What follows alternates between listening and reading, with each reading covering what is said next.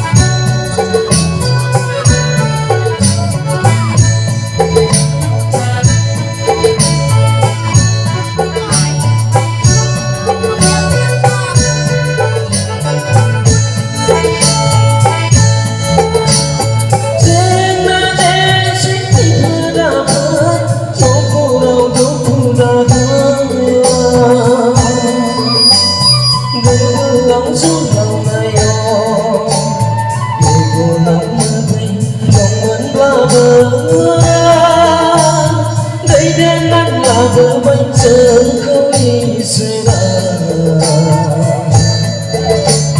mà say nắng là vợ bánh giờ không đi sửa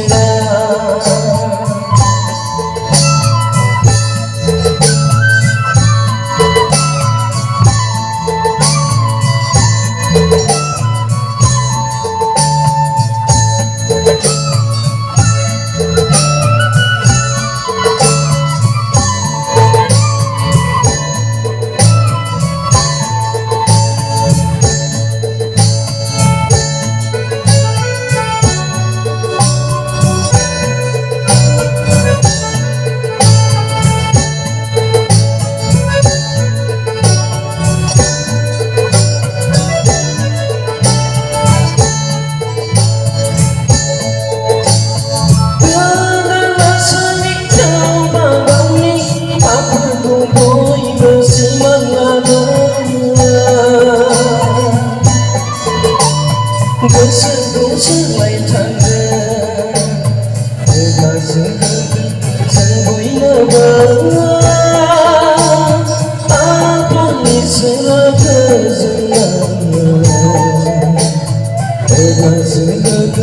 Ghiền Mì Gõ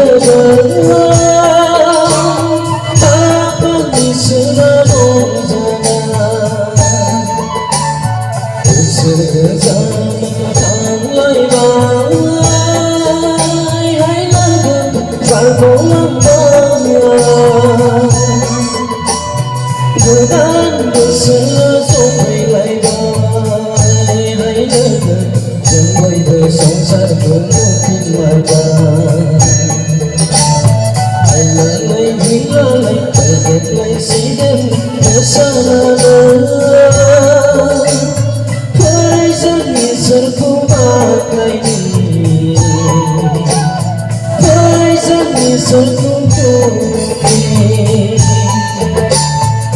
không bỏ